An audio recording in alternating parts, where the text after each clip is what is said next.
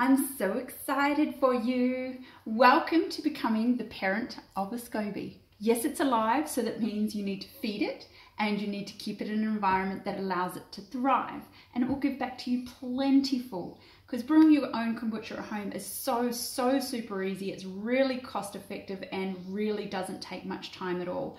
And the benefit is that the difference from a store-bought one to a home-brewed one is regulations require the store-bought products to be pasteurized. So with pasteurization comes the elimination of huge amounts of different types of bacteria. So you're only left with a couple of different types. They're still beneficial, but not much diversity. This is unpasteurized. You've got so much diversity, it's amazing. So what makes your body really healthy is by having a good balanced ecosystem within it. You walk around every day outnumbered 10 to 1 by human cells to bacterial cells or microorganisms that live in and on your body. They comprise of bacteria, yeasts, fungi, and viruses. And there are trillions and trillions and trillions and trillions. About 80% of them are housed in your gut, which is your large intestine. And so fermented foods are a really brilliant way to keep a diverse array of different types of bacteria in your gut, because every bacteria actually has a different job to do. So you want all of the bugs doing all of the jobs to keep all of you well, not just little bits, okay? I often use the analogy actually of building a house. If you were building a house, you would want your carpenters, your plasterers, your painters, your plumbers, you know, the roofers, the tilers, everybody. You can't just send, say, a plumber and a bricklayer without any tools to the job site. Nothing's really going to get done, and you don't have the specialty trades to do the specific jobs. So what this has is all of the tradies, not all of them, but a real good diverse range of them. And if you eat lots of fermented foods, then you will be able to keep your building site thriving with all of the trades. So that is one of the main reasons why you eat fermented foods. So making your own kombucha at home. So what you need to do is start with your jars. Okay, so I choose to buy these jars are 2 liters, and I get them for about $4 from the Source Whole Foods.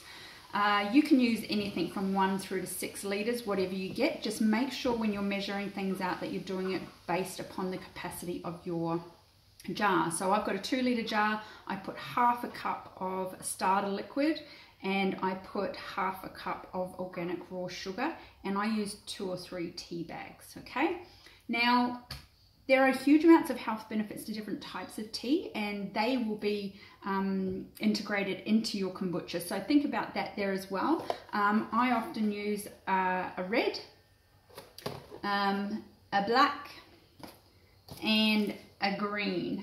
And sometimes I will also use this same brand, Narada Organics, actually make a rosehip, lemongrass and ginger tea as well. That one's great too. So obviously in green tea you've got the resveratrol, which has huge amounts of health benefits, and then the black tea you've got lots of antioxidants there as well, same as red tea. So choose whatever you like, but whatever tea you use is slightly going to alter the taste as well. So just have a play around, you know, dare to try a few new things and make a few new brews, and figure out what works best.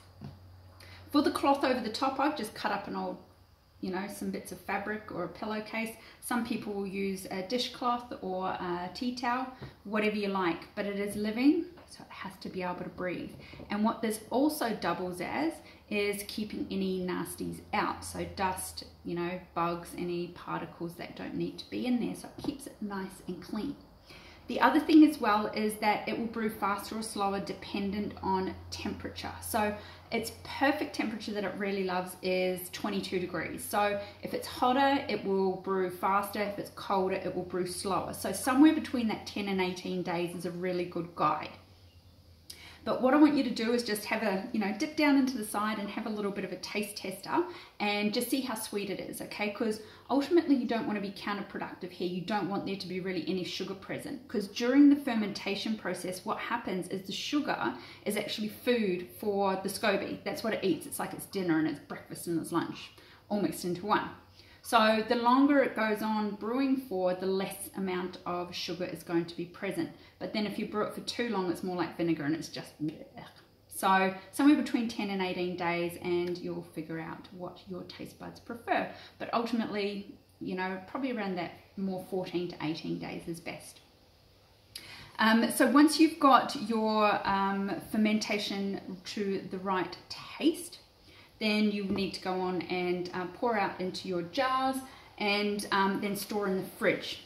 You do have the option of doing what they call a second ferment, where in that jar in the fridge you can then put some fruit. Different fruits used, a lot of people will use pineapple or mango, you can use ginger, and it really infuses the flavour in there, but then it also increases the fizziness. So it will then take on a whole lot more health benefits as well from the fruit. So total optional. I've never actually done second ferments myself. I just love it the way it is. But dare to try something new. Give it a go. You know, there's a lot of resources available online to help you to get some ideas and some tips and tricks. But ultimately, make sure that you give it enough sugar and that you keep it in a cool, dark place, covered. And use as cleaner water as possible as well. Now, I live out of town, I'm in tank water, so our water already runs through a filter to get out any bacterial contaminants, but ultimately you want to be running your water through a filter. You don't really want chlorine and fluoride in there if you can help it, okay? So if you can use filtered water, awesome. If you can't, not the end of the world, maybe boil it first. But you want this as clean and pure as possible. So enjoy your kombucha journey. Follow the instructions that I've provided you, and if you have any questions or if you want to delve into the world of your gut microbiome and how to keep yourself healthy and thriving and well a little bit more, give me a bell. I'm a holistic nutritionist and I specialize in gut microbiome. It's my jam, it's what I love. I talk about poo a lot. Your poo can tell me a whole lot of different stories. So yeah. Enjoy, stay healthy, and enjoy your kombucha.